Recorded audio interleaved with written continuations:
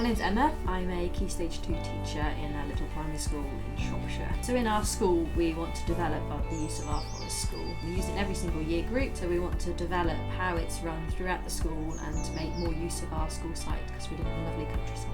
So my school, I think it's the same as your school, signed us up to take part so that we've got somebody trained to run forest school on school and at site. I'm really enjoying being outside the most. I think lighting fires, being practical, using saws, using hammers, being able to just learn as you're doing. I think I'm really enjoying it. It's good fun, learning new things, meeting new people. Making connections. Yeah, it's challenging, but it's good fun and it's nice to be outdoors. Yeah.